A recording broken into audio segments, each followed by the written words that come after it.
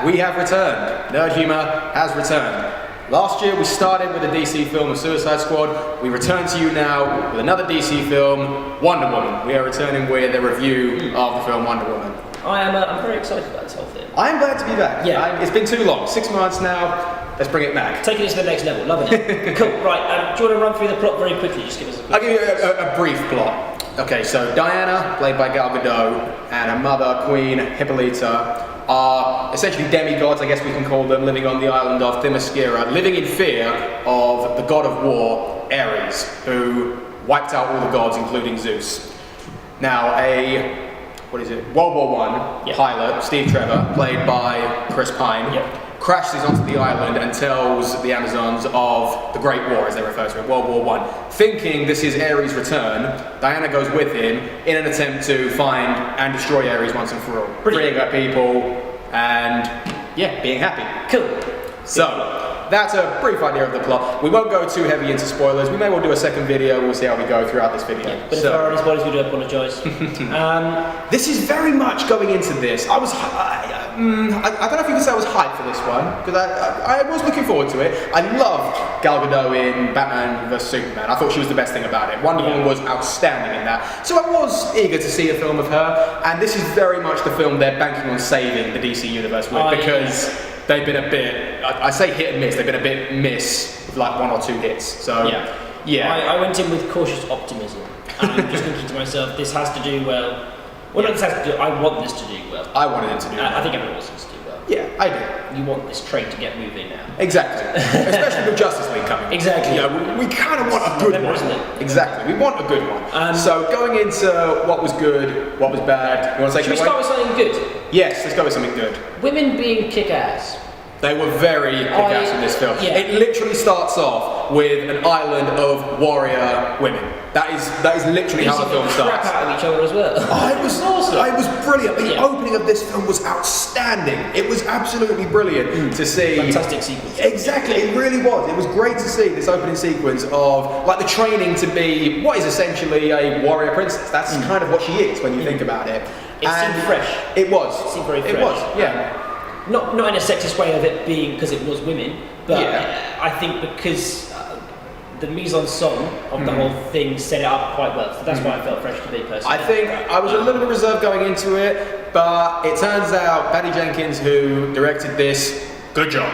That was it was a very, very well-directed film. So the directing of this film, very, very good. Writing of this film, there are bits you can improve on. There are bits you can work on. Yeah, so I personally thought the writers got themselves into a lot of situations which they then couldn't get themselves out of, and then kind of had to shoehorn bits and bobs in. For example, I can't say any examples. I won't say any examples. Yeah. But there are situations which you might see as well that's sort of more obvious than other bits and bobs. Where the scene is progressing really nicely, and then it sort of abruptly ends, and you're thinking, okay, now I've got to move on to something else, and I don't really feel for the progression going along. I feel sort of more like a stutter. Exactly that. Now going into that is where I think the pacing of the film does go off a little bit. Because I think it starts very, very strong. Everything on Themyscira, up until the point where she leaves with Steve Trevor to go and join the war and try and find Ares, that's where it slumps a little bit. It does go into a bit of a lull there, but if you ask me, it doesn't really come out of until quite a bit in. I would say for I think this film is nearly 2.5 hours long. I don't think it needs to be that long. I think you could get rid of about half an hour. It didn't feel like 2.5 hours, but then again, it didn't need to be 2.5 hours. No, it does really pick up.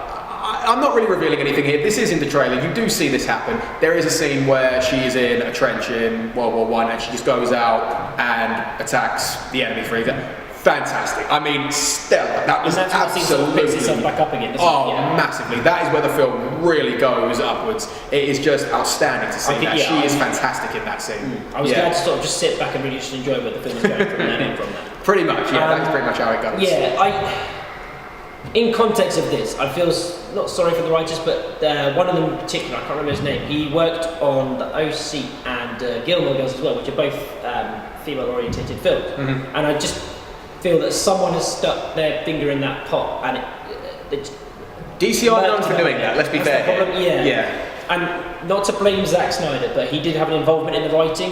He was involved in the story, yes, he was, yeah. And I just feel like he may have affected certain outcomes of it. And yeah, he's not a story man, Zack Snyder. He's very much a visual man. Most of the things with Batman vs Superman that was good, let's be fair here, it was not the writing. It was the visual stuff. The Batman warehouse scene was great, all that kind of thing, which is visual, he's very good at. In terms of a storyteller, not so much if you ask me. There were a lot of visuals are very good. Some of them were actually surprisingly not dated, but I felt they were a bit still 2016ish. I think they could have done a little bit more real live action stunts. I totally agree. Without going too much into what the ending is, it's very, very over CGI. And a lot of films seem to do that. Batman vs Superman. They kind of copied it. You're right. Now, when you think about it, what DC film hasn't done that? The end of Man of Steel, where they have the fight in Metropolis, it's too over CGI. At the end of Batman vs Superman with Doomsday, it's too much. At the end of Suicide Squad with the great big ring of trash in the sky, it's horrible. Like the CGI at the end, they always fail for some reason. It doesn't pick up in this one. A notch. Yeah, and that's the problem. It does. They should stick to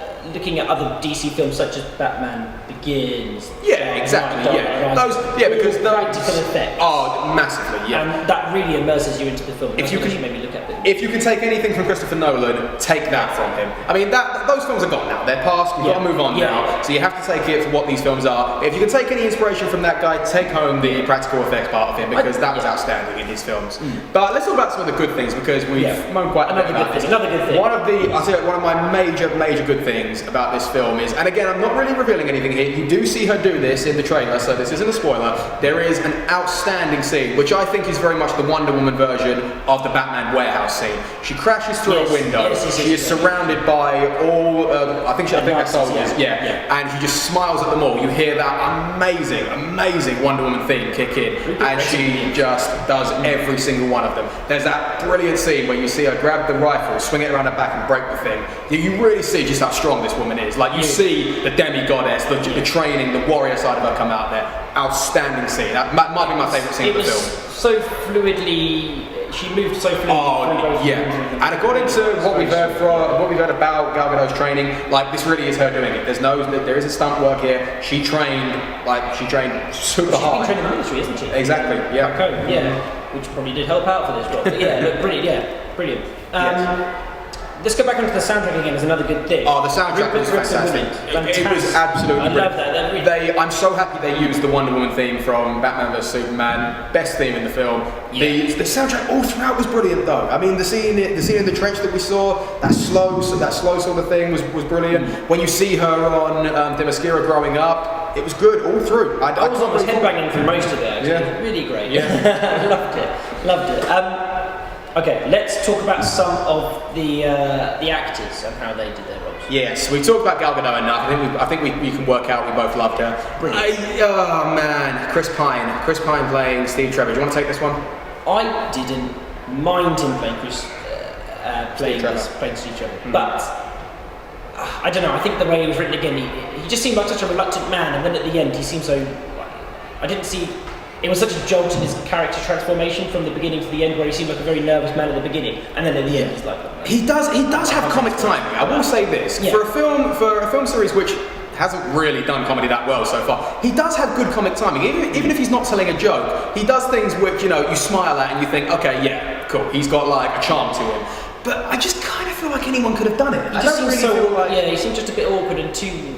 Not normal, but it didn't seem like he's supposed to be the normal man. I didn't think it needed to be a Chris Pine role. It could have been someone else. Maybe a minor action. They could have really brought them up through that. Yeah, quite possibly. I mean, I didn't dislike him. I just didn't really think that he massively stood out for me. Yeah, someone who I wasn't a fan of was David Thewlis. I didn't really like his character and just how it just changed so quickly.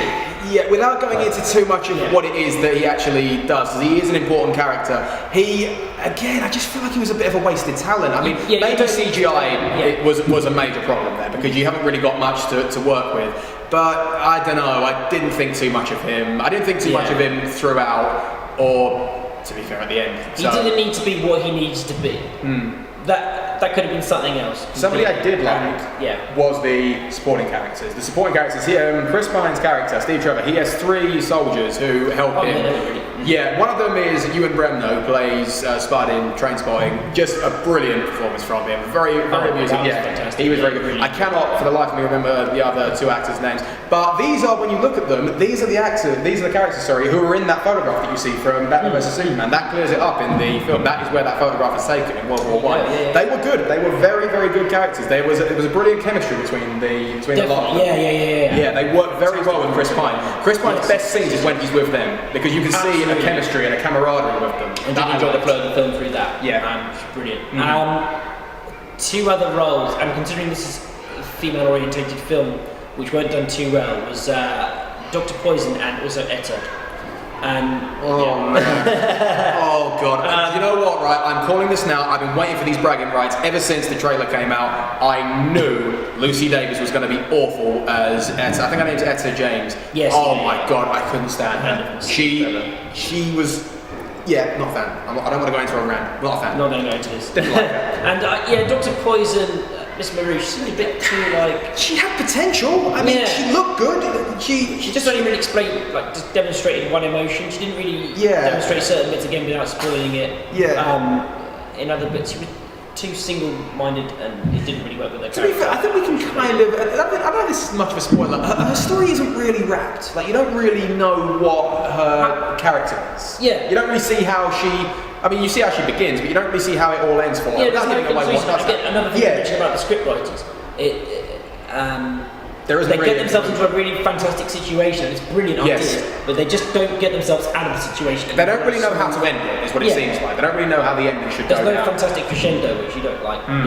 She just disappeared. And also, something that surprised me about this film, which I really thought was going to be in there, I thought this was going to be a lead up to Justice League. It's really not. It's really not. This is Wonder Woman. This is all Wonder Woman. Do a single. Oh, it could have. And also, when you think about it, this film could have been like 40 minutes long. If this is just the origin story, you could have had this as just a 40-minute maybe film of her, and then you go into going into the Justice League. But what is good to see is, I don't know if you can call this like naivety or just not understanding Earth customs, is when she has to interact with humans in like the war situation, when she's in the trench, when she's like saying we should help these people or we should do this for that, and Steve is saying to her, no, you don't. That's not how. You don't have to do that. And it's just totally alien for her. It's totally different for her, and it's good to see that. It's good to see how like she interacts with people.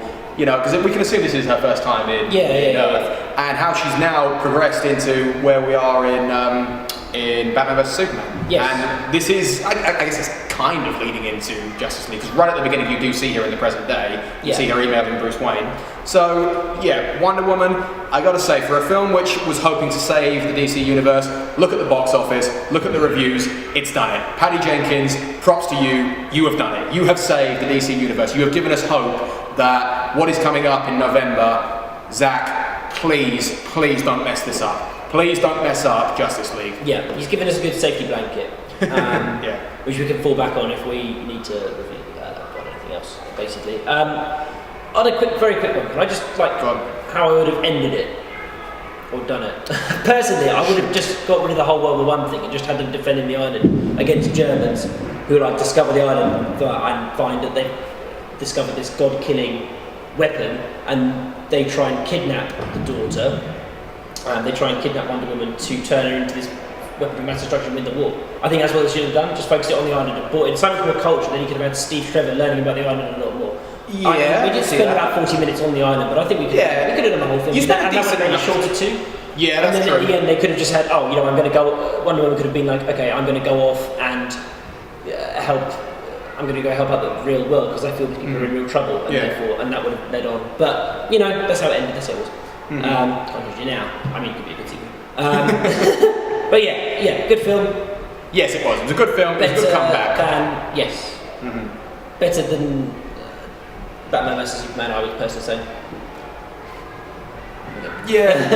I'd say it was marginally better. I did love that warehouse scene. That warehouse scene was worth the price of admission. Anyway, like, comment, and subscribe. Like, Time it is. comment, subscribe, share. You know come on, you know the rule by now. Yeah. And we will be coming back. This is not a one-time thing. We are coming back properly now. We are going to do We'll try our best at least. Exactly. We're going to do a video which we're calling Lead Up to the Justice League, where we're going to talk about what we hope to see in Justice League, the lead up, which, you know, exactly that, led up to it. And we will see you all soon. Like, comment, subscribe, share, as always. Peace out.